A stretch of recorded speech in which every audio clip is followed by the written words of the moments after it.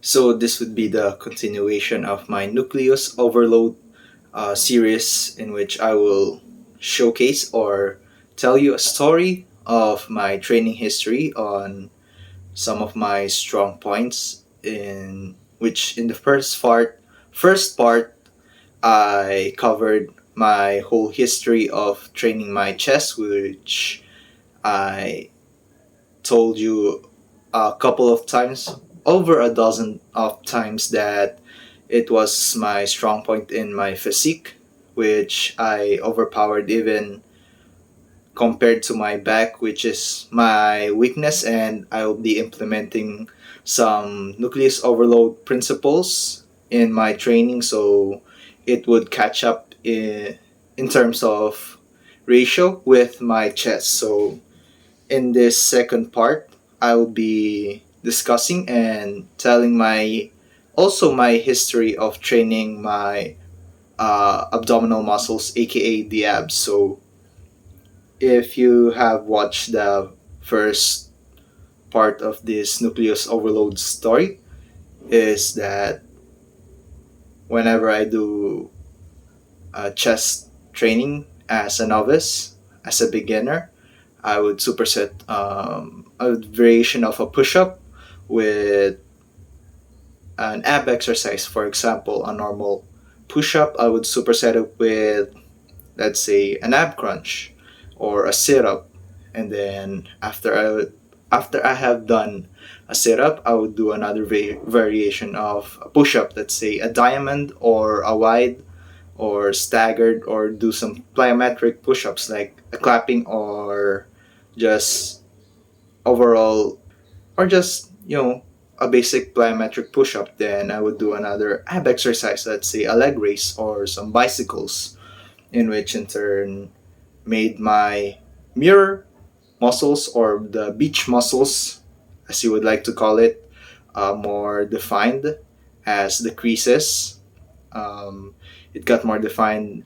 Also, the advantage of being a skinny individual, although in my case I was actually a skinny fat, wherein my body fat distribution was all my body my body fat distribution is all covered in my midsection, which made me look soft and pudgy, if that's the right term. And compared to my limbs, they were actually very thin. So I would be classified in the category of skinny fat. But the good thing about the good thing about what I did as a novice is obviously the nucleus overload principle, in which I did a high metabolic training principle, wherein I did it in a daily basis, in which the at the point that I got strong in doing normal push-ups. I did it at a daily basis, almost little to no rest every week, and then I superset it with the ab exercises. So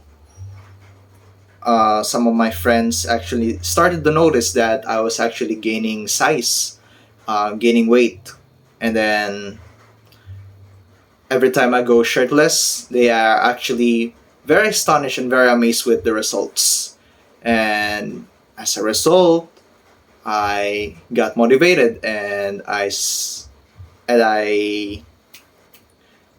continued, and I became consistent with just doing push-ups and ab exercises, in which in turn it became my strong point in my physique. But it got to the point that I actually became conscious that some of my body parts is actually lagging and lacking. So what I did was I did some research. I researched on how to train my back, how to train my legs, some specific muscle parts such as the calves, the biceps, the forearms, even the neck. Um, it was the area. It was the it was in the area, as you would like to call, Alex Leonidas. Alpha Destiny era, the yoke physique that he was trying to preach. Up until this very day, he was actually ahead of the curve. As he was actually ahead of the curve. You can disagree or agree or disagree, but when I was very conscious that I was only growing what was in front of the mirror every time I look at in the mirror, I was actually very conscious that obviously my back was lacking, my lower body was lacking, as also a 5'8", 5'9" individual. It was very weird seeing that I have a very huge upper body, but I have a very skinny lower body. So the ratio is very uneven, and it made me look like um, a Johnny Bravo physique. Um, if you don't know who Johnny Bravo is, you can definitely look him up, or I'll just put a photo of him, and that is what I actually look like as a beginner minus the big back. So that would be. And then I got very serious in also doing bodyweight pull-ups. So I also forgot to mention that I never touched a weight until the year 2017. It was actually my first time stepping into a gym, stepping into a weight room. So all I did from 2015 up to 2017, like until the early year of 2017, is all I did was bodyweight exercises. So only pull-ups, push-ups, dips, and it also got to the point that I got lazy with doing ab exercises because I thought like just being lean is enough to keep my abs as defined as they are. So fast forward up until 2017, I got my first membership in a local commercial gym, um, and then the rest is history. I got into different types of training programs, whether it could be pure bodybuilding, uh, weighted calisthenics, power building. I stayed for building for a very long time. Then I also did a 5x5. I also enjoyed that as a novice. And then how I could relate this to my Nucleus Overload story is even though that even though even though that I never trained my abs directly and specifically, there is still a semblance of the creases in my four pack, my six pack. Then it turned to a four pack because, um, in terms of bodybuilding principle, it's either you use it, or you lose it. So the ano- the astonishing thing about my abs is even though I never trained them directly, is they stayed for a very long period of time, even in a pudgy state.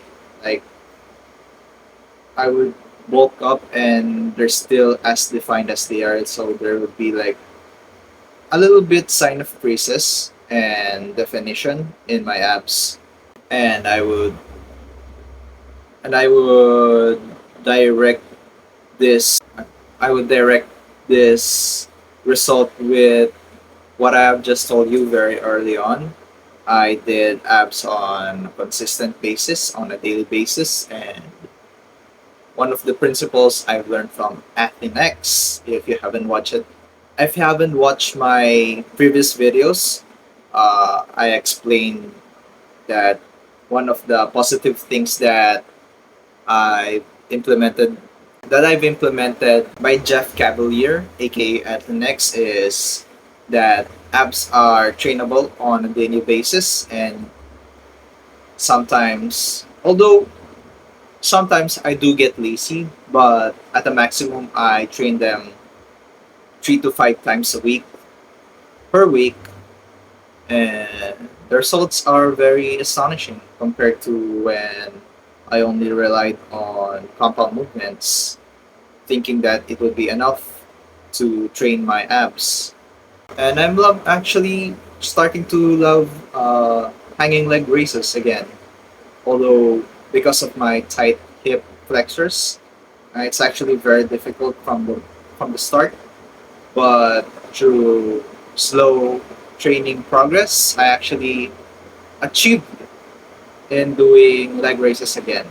Actually, from the dip station or hanging from a pull-up bar. So that would be it for this Nucleus Overload story. It's actually starting to rain. I don't know if you could hear it in the audio. So if you happen to find this video informational, entertaining, and helpful, leave a thumbs up, comment down below. If you have also have a history of training abs on consistent basis, uh, also if you find that very helpful, subscribe if you haven't or not. Click the notification bell to be notified on the future contents to come ahead. And that will be it for this video. Thank you for watching and have a good day.